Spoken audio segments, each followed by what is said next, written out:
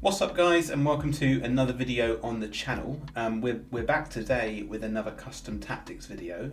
Thanks for all the good feedback on the last one that we did this time last week. We did a review of our more sort of balanced tactics that we've been using in foot champs and rivals over the past couple of weeks. So we've been trying out the 4-3-3-4 variant with the cam and the two wingers, which has been working really well. I think what I did say on that video is that in some situations, based on how tricky defending is in this game, it isn't always the most defensive minded tactic, so I tend to use it quite a lot to sort of maximise my build up play, be quite fast, get out to the wings and try to score some finesse shot goals or cut inside and cause the opponent a bit of trouble like that. When I have scored those goals, I'm looking for a bit more of a defensive tactic, not necessarily a park the bus one, but something where you can control the ball a little bit more, pass the ball, sort of get your players into good positions in the midfield to counteract any attempts at a counter attack from your opponent and just really slow the game down a little bit. I look for something a little bit different. So the idea of this video is to then show you that tactic and sort of what we're using in the later stages of the game, assuming we've got a bit of a lead. So yeah guys, I hope you enjoy this video. I'll put in the comments some breaks where you can see where to skip to if you're interested in the tactics or the player instructions or what we're going to do now, a little bit of a team review. So yeah guys, hopefully you find this one useful. Any feedback in terms of how you find the tactic, please leave a comment, let us know, and we'll take that all on board and turn that into different tactics in the future. So yeah, let's get into the team and what we're currently using. I think this hasn't changed much since last week. We've kept that Alvarez up front. He's a really good card actually. I think I've been using him as my centre attacker, and it's interesting when you play him in a formation where he's very much get forward or getting behind. He's good, but I did notice sometimes the pace is not ideal. Sometimes his attacking AI isn't perfect. In formations where you have a bit more of a comeback in defence kind of tactic on him, he really comes into his own because he's got really good passing and really good dribbling for a forward. And I think just having him play almost like he does in real life, where he drops back into that cam centre forward kind of position, is really effective with him. And the tactic we're going to get in today very much utilises him like that. The wingers, again, same as the last formation, Julie and Liao. Very much like to use Julie on that cut inside kind of tactic, Liao bombing down the wing and using his physicality. For the centre mids, David Beckham, he's going to be there until someone better comes out. I have seen there's a leak for an Odegaard Centurions card to come out this Friday. Maybe that's who we get in there just to start building up that Arsenal team. But yeah, he's always going to be there regardless of the meta for now. And I've got two really good CDMs. One of them is a little bit more sort of effective on the ball, whereas Declan Rice is a lot more physical and good in that defensive position. So balancing it between those two I think is really good.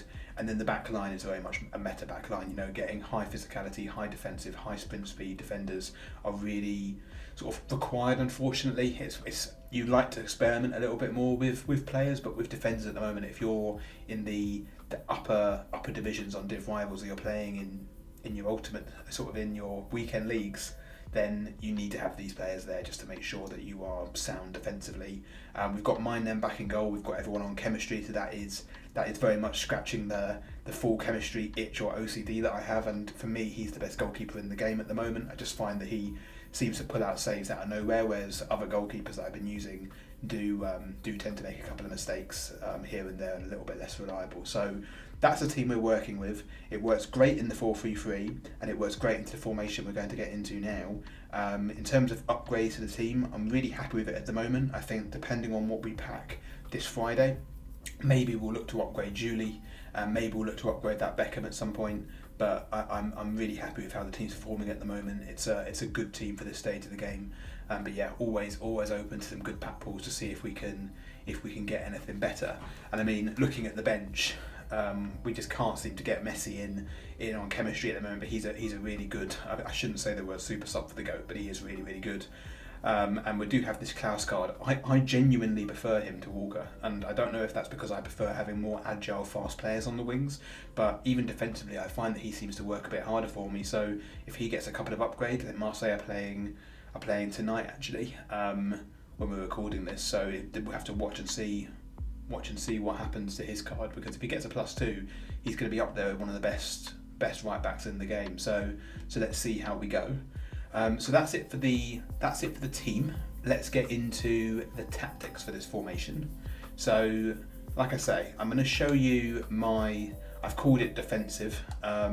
It is a more defensive tactic for sure. In terms of the formation we're using, it's the 4-4-1-1 second variant, which, you know, it's an interesting one. I don't see this being used a huge amount, but the tactics really work. We saw, if you go over to Inception's channel, he's also done a review on this. This is slightly different to his, but again, it is similar. But yeah, go ahead and have a look at Inception's video as well, because again, he does brilliant review videos, and his tactics are always on point and overpowered. So yeah, we're using the 4-4-1-2. In terms of how we line this up, we've got a balanced defensive style. I'm not changing that at the moment. I mentioned that in the last review that we did.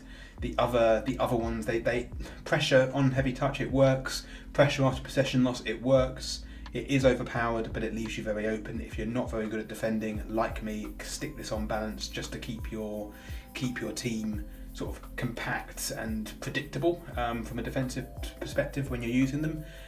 From a width perspective, this is actually a little bit more narrow than the 4-3-3-4 formation we're using. I think we use 45 over there. We're using 40 here, and again, this is because we want to keep our defensive line nice and tight together, stop any of those through balls coming through, and just really try to stop the tick-attack of football that leads to a cut inside and a stupid goal, cross goal sort of thing that you see in div rivals all the time at the moment. So more sort of narrow from a defensive perspective. Depth, this formation, I've tried it on 55, I've also tried it on 71, given that pressure play is very overpowered at the moment. With the 71 depth, it really made this easy to attack against, so I wouldn't recommend it here. The 4-3-3, it did work quite well with this steer very well clear. You're using this tactic when you want to see the game out a little bit, so I wouldn't mess around with that. Keep it on 55. You've got enough depth there to be defensively quite solid, but you're also not stopping yourself being creative if you need to get forward or you've got a bit of an option to attack. For the build-up play, I actually use fast build-up play here. This is slightly different to what Inception uses on his review, but what I'm finding at the moment is that having fast build-up play is just, it allows you to get forward really quickly if you get that opportunity. The way these tactics are set up when we get into the player instructions is it can be a little bit negative in the sense of you're putting more players back into defence and you're really focusing on being solid there. When you do get the ball, these tactics just get your players moving forward, and you tend to just see them moving faster into the good attacking positions and build up positions to score those goals quickly. Having it unbalanced also works, but I do find from a creativity perspective, having it on balance does make it quite hard to score goals with this formation. So fast build-up play works. Alternatively, slow build-up play does actually work in a different sense. If you are purely trying to control the game, if you are finding your players got 71 depth on you, they are tick-attacking around the box, they're looking for openings in your defence, and you're just finding that their press almost feels aggressive and a lot more intuitive than yours, putting this on slow build-up play does actually really help to manage against that. It gives you more time on the ball, your players very much get into positions that allows you to find an option down the wing or even in the centre of the park. It just gives you a little bit more creativity. Do I think you're going to be able to score lots of goals with slow build-up play applied? Probably not. But do I think you're going to help protect a lead with it? 100%. So slow build-up play works. For the formation here though, as I want to use it, I like that tick-attacker, fast build-up play, so I keep it on there. Direct passing, I'm yet to find an alternative to this. I think it's very similar to the last couple of years of FIFA or EAFC now, that direct passing just seems to be the right one from an AI perspective. It just gets your players in the right positions at the right time. So for now, I wouldn't move away from it, but let's see what happens with the meta of the game and any future changes or patches that EA release. From a width perspective, we keep this one on 40. We do have players bombing down the wing, but you'll see when we get to the instructions, we very much want them to be cutting inside and acting like strikers. So having a slightly narrower formation is really useful for that. It keeps them keeps them quite tight. It keeps it also quite predictable for you when you're doing sort of through balls or lob passes. You kind of know roughly whereabouts on the pitch that you are trying to get the ball to, for where your players will be. They haven't drifted out too wide. And bear in mind, you've got the fast build-up play tactic there. If you're trying to do a couple of quick passes in the centre of the park and whip it out down the wings, having them sort of almost know exactly where they are at all times is going to be really useful. So for me, having 40 width there keeps the wingers quite narrow and just makes the formation nice and compact and effective. In terms of players in the box, I keep that on 6. I think when you have this, you get your cam into the box, you get your striker into the box, you get your 2 wingers into the box. So it's a good tactic offensively for that. You do feel like you've got a lot of options. I think when you're passing the ball about as well, you do find that having those players get forward, if you're ever getting pressed or put under a bit of pressure by your opponent, you always tend to have one of your DMs or even your cam drifting out towards you and providing you that option to sort of pass your way out of a situation. So I do find that 6 players in the box is good.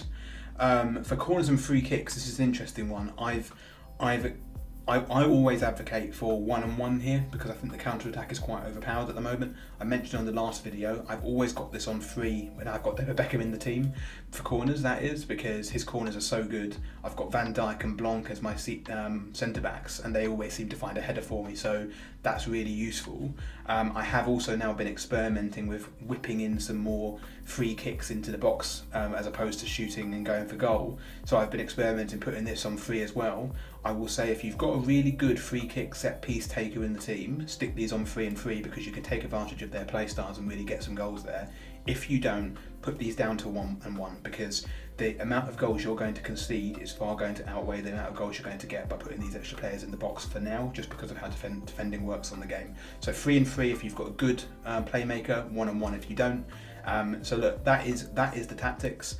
Like I say, main areas that you can play around with here, I would say, would be your fast build-up play to slow build-up play, depending on what type of game you are trying to play. Are you trying to still be a bit creative, or are you trying to just shut the game down, be a bit more negative, but stop your opponent from overpowering you with high depth? The rest of it, I wouldn't play around with too much. High depth doesn't really work. None of the other defensive styles seem to work outside of balance, so this is your main avenue for flexibility depending on your play style. So that's the tactics, guys. If we now move into the player instructions, so let's start with our attacker. So for this, I've got stay central. I haven't changed the attacking runs. You know, a lot of the formations you'll find they'll have a get in behind tactic. I find by having it on mixed, especially when they are coming back on defence, they are not drifting in an unpredictable way. They're almost finding the best positions based on the style of attack that you have got going for you at the moment. So if you are cutting inside, I often find that Julian Alvarez has stayed rather central and he's got in behind and he's there to provide an option for me or sort of poach a goal. Whereas if you're bombing down the wing, like I do a lot with Leao, you often then find that Alvarez is drifting wide to provide an extra pass or sort of provide a bit of a run to distract the defence and that kind of stuff. So the balanced attacking runs there I think really works. The stay central, it's also quite an effective way of just making sure that you've got that player in the middle of the box, so that when you are looking to counter attack, you know exactly where your player is. So I think those 3 tactics together work. Come back on defence. I mentioned it before. This is really interesting. For Julian Alvarez specifically, this tactic is a game changer for this card. I find that because of his dribbling and his passing stats, he really does work well as that attacking orientated centre mid, for example, those kind of roles that you have. So when he does come back on defence, he does actually play a bit like a centre forward cam, and he plays really well in that position. So I think if I was to switch up this formation in the future, I would actually play Julian Alvarez as that cam because he is quite creative and he's got a good shot on him as well when you get into position. So for your attacker there, stay central, mixed attack and come back on defence. For our cam, Really simple, very similar to other formations here. Come back on defence, get into the box for the cross. David Beckham here acts as that secondary striker. He very much seems to do almost a tandem or the opposite to Julian Alvarez. If Julian Alvarez is coming back to defend, a lot of the time you'll find that then Beckham is on a get forward kind of movement to get into the box and provide you that attacking option if you need it. But also having him on that come back on defence instruction, it very much gives you that defensive stability that sometimes you can need when you're just trying to close down a game a little bit and provide a bit more stability. For your wingers or your left and right mids, so come back in defence, cut inside, get him behind and get into the box for crosses. So this is exactly the same as the 4-3-3-4 variant that we spoke about last week. For me, this is the best set of instructions I've used on the wing in a number of years. Last year, it was very predictable what you would see here. You'd always see a come back on defence and get into the box for crosses and set of instructions for those on the wing. In this case, having that cut inside and getting behind, it creates that kind of arrowhead-like formation that you saw, like I said, that Liverpool used to play with a few years ago, and it's really overpowered. You combine that with Alvarez dropping back a little bit to help from a defensive perspective. You always then seem to get your two wingers bombing down and providing you with almost two secondary striker kind of positions there. So having that kind of arrowhead formation, I think at the moment is really meta and really useful. It's worked well on the 4-3-3-4. It's worked well again here, so I think this might be a common theme that we see on a number of these review videos that we do. For our two CDMs, I keep these relatively straightforward. So stay back while attacking and cover centre. I find that with Beckham, with Leao, with Julie, you've got enough attacking, passing options going forward. So in this case, I don't have one of these on balance to sort of push one of them forward. If I was going to do that, I'd push Guimaraes up a little bit because he's good on the ball. But I find that you don't necessarily need that option, and having those two DMs there that have got good tackling stats and defensive capabilities is a real comfort blanket when you're trying to defend and control the game a little bit better. So I haven't messed around with those two too much. I've just kept them on those two tactics, and I haven't differentiated between my left and my right DM. For the right back and the left back, again, really simple. Balanced attack and overlap. Balanced attack and overlap. When you have your right mid and your left mid cutting inside and getting into the box, having your two fullbacks progressing up the field a little bit and just providing a little bit of coverage in those wing positions that are opened up when they are getting forward, I think it's really useful. These aren't on get forward tactics. They're not going to suddenly YOLO it and start bombing down the wings and becoming a little bit crazy. They very much do still remain defensive players in the game, but they do just drift into positions just to help you sort of get forward a little bit and provide a little bit of more creativity in the midfield if you need it. It's also really nice, you see it a lot at the moment, where you'll win the ball on one side of the pitch and you'll automatically just switch and lob pass over to the other side. You can really do that effectively when you've got your two fullbacks making their way up a little bit of the pitch. The amount of times I'll be coming under a bit of pressure because my opponent's got 71 depth on, and I'll just quickly switch it from Hernandez over to Walker or Walker over to Hernandez just to buy myself a few extra seconds to find an opening in the defence. It's something I do on a regular basis. It's also really nice when you're not trying to slow the game down or waste a bit of time. Just cross it over to them, control the ball a little bit. You can even do it back if you wanted to. So having them on those tactics, I think, really work. For my two centre backs, haven't touched them. I've gone into this before. I've tried experimenting with all of them. I've tried moving around from normal to more aggressive or to more conservative interceptions. Aggressive makes it almost diabolical. You end up just having no defence when you do that, so I really wouldn't touch it. And conservative interceptions, on paper it sounded like it would help shore up some suspicious defending AI that you see sometimes. It actually kind of did the opposite, because it took away some of those natural kind of movements or animations that your good centre backs would do, which often are game changers and really save you. When you put this on conservative interceptions, it really does seem to stop that from happening. And then for my nan or the goalkeeper, you can choose what you want to do here. Balanced and balanced works well for me. You can put this on sweeper keeper if you want to. It depends on how you like to use your keeper, whether you use some manual goalkeeping and how you like to sort of defend the box. For me, I'm not very good at defending it still in this game, so I just try to keep everything as simple as possible, give myself as little to think about and do. So popping him on balance and balance at the moment, I find to be really effective. So those are the tactics. I hope you guys find them useful. It'd be really good to see what what you think, not just in terms of how this tactic performs, but if you were to combine it with that 4-3-3 tactic from the last video, and we'll put a link in the description of this video for that, how does that work in terms of those being slightly more attacking, this being a little bit more defensive and control orientated? So yeah, give these a go. Leave us some comments and some feedback based on how you find these tactics and how they work with the other ones if you choose to combine them. And yeah, like I say, I'll leave some markers in the comments so you know where to skip to if you just want to get straight into tactics or player instructions in the video. So that's it, guys. Look, hope you guys have a good week. Good luck tomorrow when Centurions drops. Hope you will get some good packs. And yeah, guys, I will talk to you all soon. Take care, guys.